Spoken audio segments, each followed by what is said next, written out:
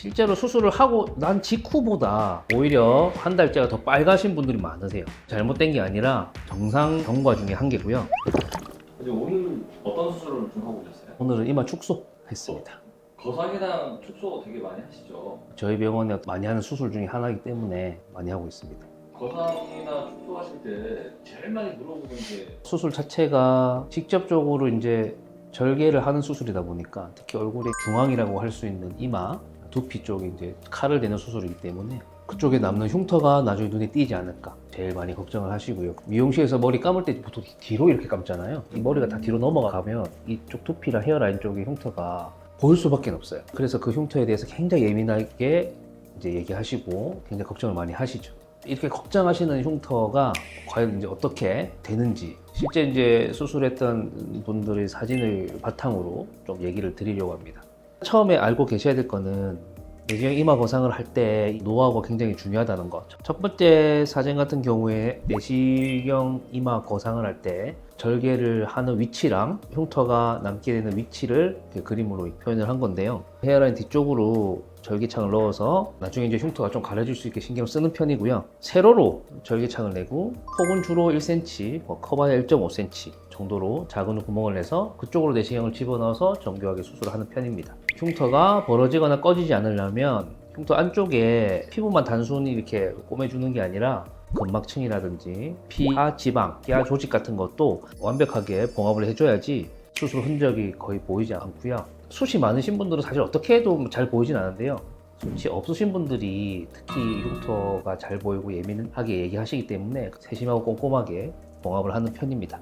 축소는 면적을 줄여주면 어쩔 수 없이 이제 헤어라인 절개를 할 수밖에 없는데 그러면 이제 환자분 대부분 물어보시죠.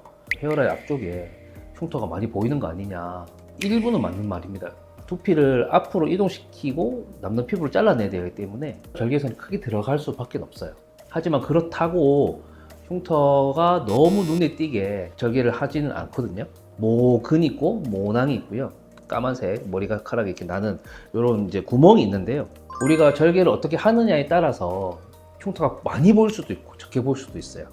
그림을 보시면 저희는 모낭이 다치지 않게 그 모낭에서 새로운 머리카락이 솟아나서 피부를 뚫고 나올 수 있도록 모낭 자체를 비스듬히 절개를 합니다. 이거를 바로 모근 보존 절개라고 하는데요.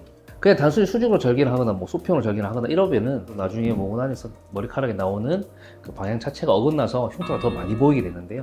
저희가 CC하는 거는 모근을 보존하는 방법으로 진행을 하고 만약에 모근이 손상이 가더라도 머리카락으로 나올 수 있게 절개를 해서 수술을 하고 있고요. 상처가 예쁘게 아물면서 그 작은 흉터 안에서도 머리카락이 나면서 더더욱 더 흉터가 보이지 않게 되는 거죠. 그걸 어떤 식으로 하는 가로? 머리카락 사이사이를 최대한 손상을 안 가게 칼날 선택도 조금 다르게 해서 진행을 하고 있습니다. 원장님만의 노하우? 그렇죠. 결과가 나오는지 되게 궁금한데요. 수술하시고 한 달 차 분의 사진인데요.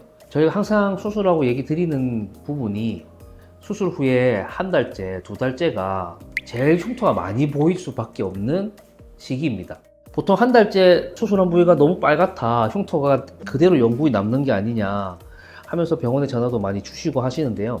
보통 이때를 흉터의 초기 숙성기라고 해서 상처가 튼튼해지려고 혈관들을 많이 모여서 영양분을 막 이렇게 나르고 있어요. 그래서 잘못된 게 아니라 정상 경과 중에 한 개고요. 초기 단계가 지나고 나면 이제 흉터가 완전 성숙이 마무리되면서 그 흉터 자리에 잔머리들이 솟아오르게 되면서 흉터가 많이 보이지 않게 됩니다. 언제쯤 이렇게 원래대로 돌아오는 사진을 저희가 또 준비를 했어요. 3개월째 사진인데요. 적절한 치유 과정을 잘 거치고 후기 숙성기까지 거치게 되면 흉터가 부드럽고 하얗게 보이고 잔머리가 나는 것도 보이실 수 있겠는데요. 수술을 안 한 것처럼 느껴지실 수 있을 정도로 좋아지게 됩니다. 그럼 상하 관리는 또 어떤 식으로 합니까? 흉터 연고를 바르는 것부터 시작을 하고요. 2, 3개월까지는 후기 숙성기인데 그때 보고 흉터가 조금 많이 남았다, 또 흉터가 약간 늦게 좀 아무시는 분들은 한 3번에서 5번 정도 레이저를 또 시행을 하시면 크게 또 도움을 주는 방법이 될 수 있습니다. 성형외과 수술에서 흉터는 뭐 어쩔 수 없이 남게 된다 뭐 이렇게 생각하시지 마시고 의료진이 어떻게 디자인을 하고 얼마나 정성스럽게 절개를 하고 봉합을 하느냐에 따라서 흉터가 작아지고 예쁘게 감춰질 수 있는 부분입니다. 흉터 걱정 때문에 수술을 망설이면서 이제 혼자 스트레스 받지 마시길 바랍니다.